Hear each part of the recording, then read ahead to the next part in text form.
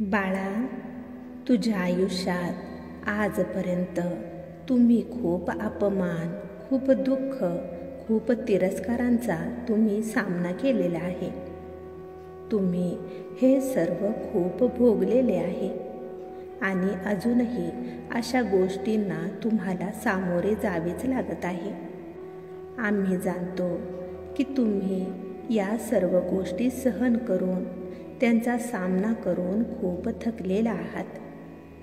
माझ्याच आयुष्यात का हे सर्व त्रास आलेले आहेत? मी कोणते असे मोठे पाप केलेले होते म्हणून असे वाईट दिवस मला भोगायला आलेले आहेत?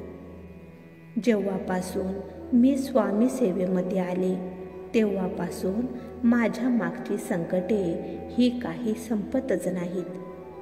अशा कित्येक विचारांनी तुमच्या मनामध्ये थैमान घातलेले आहे आणि या विचारांनी तुमच्या परमेश्वराचा विश्वास हा थोडा डळमळीत होत आहे. पण बाळा, असे करून कसे काय चालणार? ज्या वेळेस तुमच्या परमेश्वरावरचा विश्वास हा कमी होतो तेव्हा तुम्ही तुमच्या परमेश्वरापासून दूर जात असता, लांब जात असता. तुमच्या परमेश्वरावरचा विश्वास जेवढा घट्ट असतो तेवढेच सर्व गोष्टी सहन करण्यासाठी तुम्हाला ताकद मिळत असते, बळ मिळत असते, तुम्हाला मार्ग मिळत असतो. तुमच्या दुःखाचे रूपांतर देखील सुखामध्ये होत असते, हे लक्षात ठेवा. त्यामुळे कधीच तुमच्या परमेश्वरावरचा विश्वास तुम्ही कमी होऊ देऊ नका. बाळा, तुझ्या मनात हे विचार येणे साहजिकच आहेत, कारण तुम्ही आजपर्यंत खूप त्रास सहन केलेला आहे. जेव्हा तुम्ही आमच्या सेवेत येता, जेव्हा आम्ही तुमचा हात धरतो, तेव्हा जे तुमचे कर्मभोग तुम्ही हळूहळू फेडत असता, जी संकटे तुमच्यावर आजपर्यंत थोड्या थोड्या अंतरावरून येत होती, ती एकदमच एका पाठोपाठ येऊ लागतात. कारण हे सर्व आम्हीच घडवून आणत असतो. कारण आम्हाला आमच्या भक्तांचे कर्मभोग हे लवकर लवकर संपवायचे असतात. जोपर्यंत तुम्ही तुमचे कर्मभोग हे भोगून संपवत नाही तोपर्यंत आमची कृपा तुमच्यावर पडत नसते. तुमच्यासाठी सर्व रस्ते हे खुले होत नसतात. बाळांनो, तुमच्या ह्या जन्मात आणि तुमच्या मागील जन्मातील तुम्हीच केलेली तुमची चांगली वाईट कर्मे ही तुम्हाला तुमच्या ह्या जन्मात किंवा तुमच्या पुढील जन्मातही तुम्हालाच भोगावे लागतात. आता आम्ही तुमचा हात धरलेला आहे, त्यामुळे तुमचा हा उरलेला जन्म आणि तुमची पुढील येणारी जन्मे ही सुखकारक व्हावी असेच आम्हाला वाटत आहे. तुम्हाला मोक्ष प्राप्त होण्यासाठीच आम्हीच तुमचे भोग हे लवकर भोगून संपवत असतो.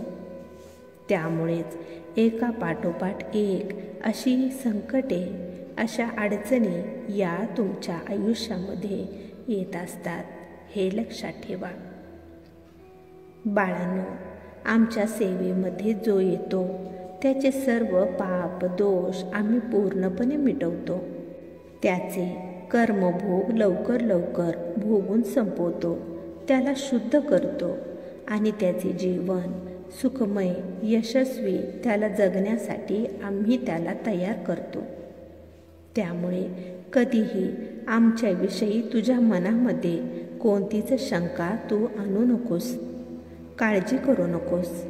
हे जे काही तुझ्यासोबत सध्या घडत आहे ते सर्व तुझ्या भल्यासाठीच घडत आहे, हे लक्षात ठेव आणि काळजी करू नकोस.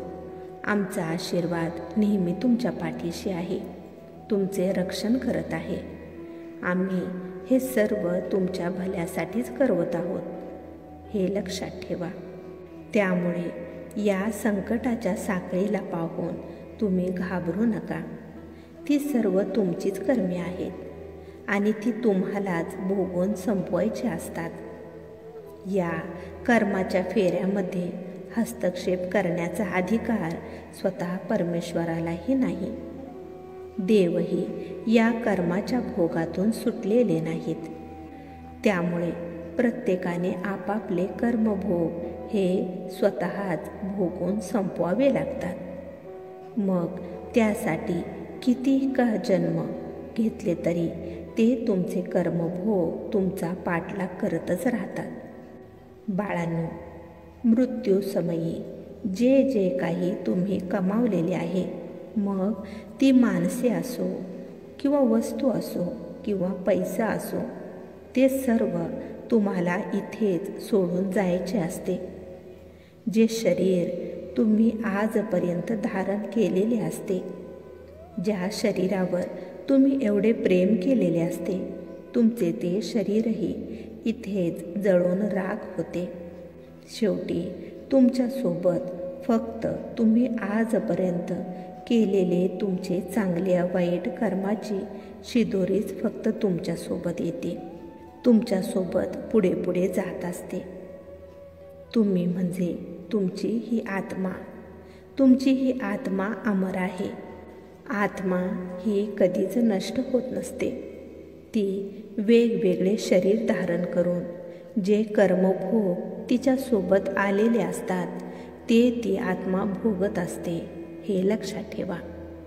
त्यामुळे जे काही तुमच्यासोबत चांगले वाईट घडत असते ते सर्व तुम्हीच केलेल्या कर्माची ती परतफेड असते, हे लक्षात ठेवा. आणि या गोष्टीचा तुम्ही ज्या वेळेस सकारात्मकपणे विचार कराल, त्याचा स्वीकार कराल, तेव्हा तुम्हाला जो त्रास होत आहे तो कमी होईल. आणि तुम्ही आमच्यावर जो हा विश्वास ठेवलेला आहे तो असाच तुम्ही कायम ठेवा. ही श्रद्धा अशीच कायम ठेवा. कारण तुमचा हाच विश्वास, तुमची हीच श्रद्धा तुम्हाला सर्व गोष्टी पेलण्याची, सहन करण्याची आणि सकारात्मकपणे जीवन जगण्याची, संयम ठेवण्याची ताकद देत असतो, तुम्हाला बळ देत असतो, हे लक्षात ठेवा. त्यामुळे बाळा, काळजी करू नकोस. तुझ्या या आईने तुला जवळ केलेले आहे. त्यामुळेच तुझ्यातील सर्व ही नकारात्मकता, तुझे दोष, तुझे वाईट कर्म हे निघून जात आहेत. आणि तुझे जीवन हे सकारात्मकतेने भरण्यासाठी, आनंदाने भरण्यासाठी आम्ही तुला मोकळे करत आहोत, हे लक्षात ठेव. त्यामुळे जे काही तुझ्यासोबत हे घडत आहे त्या सर्व गोष्टीने तू दुःखी होऊ नकोस. ते सर्व तुझ्या भल्यासाठीच होत आहे, हे लक्षात ठेव. तुझ्या या आईवर तू पूर्ण विश्वास ठेव. त्यामुळे जे काही हे तुझ्यासोबत घडत आहे ते सर्व तुझ्या भल्यासाठीच घडत आहे, यावर तू पूर्ण विश्वास ठेव आणि काळजी करू नकोस. सर्व काही तुझे चांगलेच होणार. बाळा, तुझ्या या आईवर जर खरंच विश्वास असेल तर स्वामी माऊली लिहायला विसरू नकोस. बाळांनो, आम्हाला जरी तुमच्या कर्माच्या फेऱ्यामध्ये हस्तक्षेप करण्याचा अधिकार जरी नसला तरी आम्ही कधीच आमच्या भक्तांना एकटे सोडत नाही. आम्ही त्यांचा हात कधीच सोडत नाही. आम्ही त्यांचा हात अगदी घट्ट पकडून ठेवलेला आहे. मग कितीही संकटरूपी वादळे जरी आली तरी ती तुम्हाला आमच्यापासून कधीच दूर नेऊ शकणार नाहीत. परिस्थिती कशी का असेना, आम्ही कधीच तुम्हाला एकटे सोडणार नाही. बाळांनो, ज्या वेळेस तुम्ही संकटात असता, ज्या वेळेस तुम्ही तुमच्या वाईट कर्माच्या भोगांच्या काट्यांवरून चालत असता, तेव्हा खरे तर त्या काट्यांवरून तुम्ही चालत नसता, तर आम्ही स्वतः चालत असतो. आणि आमच्या मुलांच्या पायात ते काटे टोचू नये यासाठी आम्ही तुम्हाला आमच्या कडेवर उचलून घेतलेली असते. ज्या तुमच्या मोठमोठ्या कर्मांच्या झळा, अति तीव्र झरा तुम्हाला त्रास देण्यासाठी, तुमच्यावर प्रहार करण्यासाठी तुमच्याकडे येत असतात, तेव्हा आम्ही त्या झळांची तीव्रता ही कमी करतो आणि कमी प्रमाणाच्या झळा या तुमच्यापर्यंत आम्ही पोहोचवत असतो.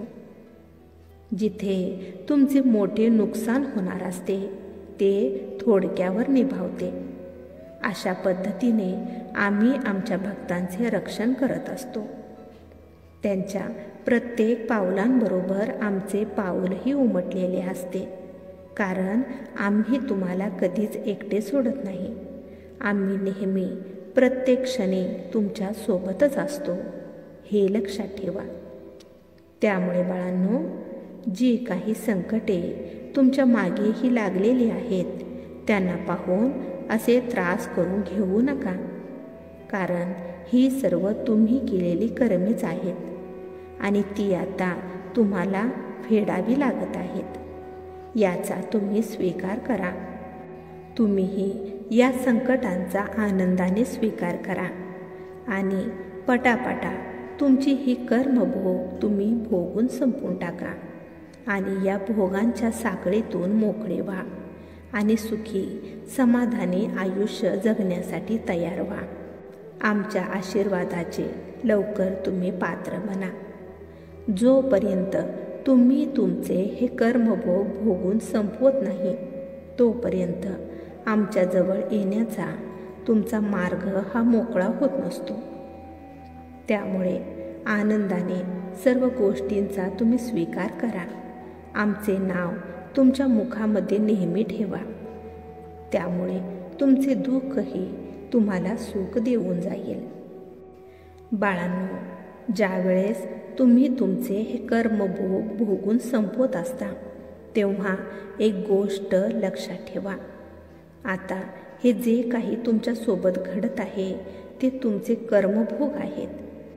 तुम्ही आजपर्यंत जे वाईट कर्म केलेले आहेत त्याचेच भोग हे तुमच्या वाट्याला भोगण्यासाठी आलेले आहेत. पण इथून पुढे तरी तुम्ही तुमची कर्मे वाईट करून घेऊ नका. तुमच्या कर्माच्या यादीमध्ये वाढ करू नका. नेहमी तुम्ही चांगलीच कर्मे करा, म्हणजे इथून पुढचे जन्मे, इथून पुढचे दिवस तुमचे सुखकारक बनतील, आनंदी बनतील. आणि काळजी करू नका. आमचा आशीर्वाद, आमची साथ ही नेहमी तुमच्यासोबत आहे. आम्ही प्रत्येक क्षणी तुमच्यासोबतच आहोत. कधीच स्वतःला एकटे समजू नका. फक्त तुम्ही जो हा विश्वास ठेवलेला आहे तुमचा तो विश्वास असाच कायम ठेवा. सर्व काही तुमचे चांगलेच होईल. बाळा, तुझा आमच्यावर जर खरंच विश्वास असेल तर श्री स्वामी समर्थ लिहायला विसरू नकोस. तुझे कल्याण होईल. स्वामी भक्तांनो, तुम्हाला जर आजचा हा संदेश आवडला असेल तर या संदेशाला लाईक करून कमेंट करायला विसरू नका. तसेच हा संदेश शेअर करायला देखील विसरू नका, कारण तुमच्या एका शेअरमुळे कोणाच्या तरी आयुष्यात थोडी जरी आनंदाची उमेद निर्माण झाली, त्यांच्या आयुष्याला नवीन दिशा मिळाली तर याच्या आशीर्वादाचे फळ तुम्हाला नक्कीच मिळेल. त्यामुळे असेच स्वामींचे संदेश दररोज ऐकण्यासाठी स्वामी कन्या पौर्णिमा या चॅनेलला नक्की सबस्क्राईब करा आणि बेल आयकॉन दाबा. त्यामुळे नवीन व्हिडिओचे नोटिफिकेशन लवकरात लवकर तुमच्यापर्यंत पोहोचेल.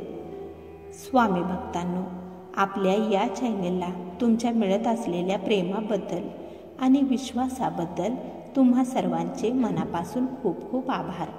असेच तुमचे प्रेम आणि आशीर्वाद नेहमी मिळत राहो आणि त्याचबरोबर तुमच्या सर्वांच्या आयुष्यात सुख समृद्धी लवकरच येवो. तुमची सर्व स्वप्ने लवकरच पूर्ण हो. आपल्या स्वामींचा कृपा आशीर्वाद नेहमी तुमच्यावर बरसत राहो हीच स्वामीचरणी प्रार्थना करते. चला तर मग सर्वांनी आनंदी राहा. आपली आणि इतरांचीही काळजी घ्या. श्री स्वामी समर्थ. जय जय स्वामी समर्थ.